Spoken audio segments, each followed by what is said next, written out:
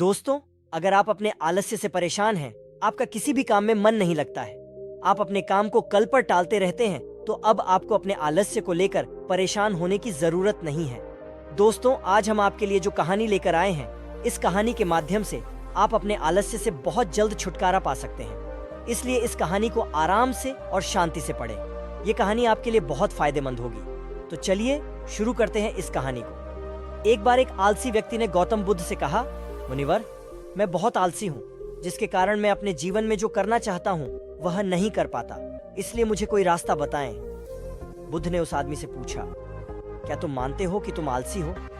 तो उस व्यक्ति ने बुद्ध से कहा, हाँ मुनिवर, सिर्फ मैं ही नहीं बल्कि मेरे पूरे गांव के लोग कहते हैं कि मैं आलसी हूँ। बुद्ध उस व्यक्ति से कहते हैं, लेकिन क्या आपके पास कोई सबूत है कि आप आलसी हैं? उस व्यक्ति ने उत्तर दिया, हाँ। तब गौतम बुद्ध उस व्यक्ति से पूछते हैं, क्या आपके पास इसका कोई सबूत है? वह व्यक्ति कहता है, मुनिवर, मैं जानता हूं कि व्यायाम मेरे स्वास्थ्य के लिए अच्छा है, लेकिन मैं व्यायाम भी नहीं कर पाता क्योंकि मेरा आलस्य मुझे सुबह जल्दी उठने। बुद्ध ने कहा, लेकिन क्या तुम्हें पता है आलस्य क्या है? उस व्यक्ति ने कहा, मुझे नहीं पता कि आलस्य क्या है, लेकिन जो भी है वह बहुत बुरा है। बुद्ध ने कहा, सबसे पहले तुम्हें यह समझ लेना चाहिए कि जो भी चीज प्राकृतिक रूप से उसका कुछ न कुछ उपयोग होता है वह बुरा नहीं होता है या अच्छा। आलस्य एक भावना है, यह एक विचार है जो हम अनजाने में खुद से पैदा करते हैं। आदमी ने पूछा, लेकिन यह कैसे है मुनिवर? तो बुद्ध ने कहा कि आलस्य पैदा होता है, इसके दो कारण हैं, पहला शारीरिक और दूसरा मानसिक। जब हम अपने किसी भी भोजन को देते हैं, शरीर जिसके अंदर जीवन शक्ति नहीं होती, हमारे शरीर में आलस्य पैदा हो जाता है, क्योंकि यह शरीर ऊर्जा से चलता है और जैसा हम इसे देते हैं यह वैसा ही विचार करता है, यह वैसा ही व्यवहार करता है। हमारे शरीर के अंदर आलस्य का एक और कारण गलत तरीके से बैठना है, गलत तरीके से सोना और गलत तरीके से चलना। हम कभी इस बात पर ध्यान नहीं देते कि हमारा बैठना, लेटने और सोने की स्थिति सही है या। अगर हम बौद्ध भिक्षुओं को देखें तो पाएंगे कि वे कब बैठ नहीं हैं। उनकी रीढ़ की हड्डी बिल्कुल सीधी होती है। जब वे सोते हैं तो उनके शरीर के किसी भी हिस्से पर कोई दबाव नहीं पड़ता है, और जब वे चलते हैं तो उनके शरीर के किसी भी हिस्से पर कोई दबाव नहीं पड़ता है। उनके दो कदमों के बीच एक लय होती है। शारीरिक स्तर पर आलस्य का तीसरा कारण सुबह जल्दी न उठ पाना है। यह सुनकर व्यक्ति कहता है, हाँ मुनिवर, मैं सुबह जल्दी नहीं उठ पाता। यह सुनकर बुद्ध मुस्कुरा देते हैं और कहते हैं कि आप सुबह जल्दी उठ सकते हैं, अन्यथा अधिकांश स्थितियों में मन ही है जो शरीर के कारण आलस्य पैदा करता है, क्योंकि मानसिक आलस्य का पहला कारण हमारी पुरानी गलत धारणाएं हैं। हमें लगता है कि हम ऐसा करने में सक्षम नहीं थे, पिछली बार भी ऐसा ही किया था, इस बार भी हम ऐसा नहीं कर पाएंगे। जब हम खुद को सक्षम नहीं मानते हैं तो आलस्य अपने आप ही हम पर हावी हो जाता है। दूसरा कारण है छोटे और आलसी लोगों का साथ देना। कभी कभी ऐसा होता है कि आलस्य हमारे अंदर नहीं होता है, लेकिन दूसरे लोगों की वजह से हमारे अंदर आ जाता है। ऐसा होता है क्योंकि हम आलसी लोगों की संगति करते हैं। हाँ मुनिवर, यह बिल्कुल सच, मैंने भी यह अनुभव किया है। तब बुद्ध ने कहा, तीसरा कारण मन की स्पष्टता का अभाव है। मान लीजिए कि आप किसी जंगल में खो गए हैं और शाम हो गई है और आपको नहीं पता कि आपका घर किस दिशा में है, तो क्या हुआ? क्या आप आलसी होकर लेटे रहेंगे या अपने घर की तलाश में कोई रास्ता खोजेंगे? उस व्यक्ति ने कहा कि मैं बाहर जाऊंगा घर की तलाश में।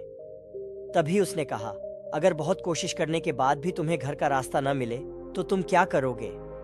उस व्यक्ति ने कहा, मैं अभी भी इसे ढूंढता रहूंगा, क्योंकि मेरे पास कोई दूसरा विकल्प नहीं होगा। कई विकल्प हैं।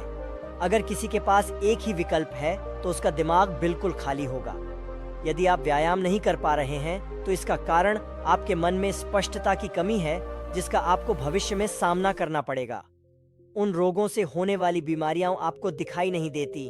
आप उन बीमारियों से होने वाले दर्द को महसूस नहीं कर सकते। आगे गौतम बुद्ध ने कहा कि आलस्य का चौथा कारण यह है कि कोई भी काम करने में मन नहीं लगता। मान लीजिए आप सड़क पर कहीं जा रहे हैं और काफी दूर चलने के बाद आप थक जाते हैं और चलने का मन नहीं करता। ऐसा तब हो रहा है जब आप किसी शेर को अपने पीछे भागते हुए देखते हैं। तो क्या ऐसी स्थिति में भी आप अपने आलस्य के कारण वहीं रुकेंगे? नहीं नहीं, तो समझ लीजिए कि आलस्य आपको वह काम करने से रोकता है जिसे करने का कोई बड़ा कारण नहीं है। तब उस व्यक्ति ने बुद्ध से कहा, धन्यवाद मुनिवर, अब मुझे आलस्य का पूरा खेल समझ में आ गया है। भगवान गौतम बुद्ध उस आलसी व्यक्ति से कहते हैं, मेरी एक बात हमेशा याद रखना, जहाँ स्पष्ट हो या कोई काम करने का कोई बड़ा कारण हो, वहां कभी आलस्य नहीं हो सकता। दोस्तों, आलस्य मनुष्य का सबसे बड़ा शत्रु है, क्योंकि आलस्य जीवन में कभी भी प्रगति नहीं कर सकता। चलो, आलस्य मनुष्य को इतना निकम्मा बना देता है कि उसे परिश्रम से घृणा हो जाती है और वह सदैव आराम की अवस्था में ही रहना चाहता है। इसके लिए मेहनत के चश्मे की जरूरत होती है, जो आलसी व्यक्ति के पास नहीं होता। आलसी व्यक्ति को आलस्य दिन ब दिन अपनी चपेट में लेता जाता है, जिसके परिणाम स्वरूप वह दिन ब दिन मेहनत से भागने लगता है।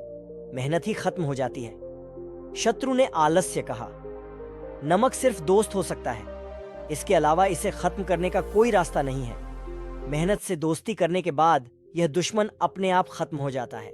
मेहनत ही सफलता की कुंजी है।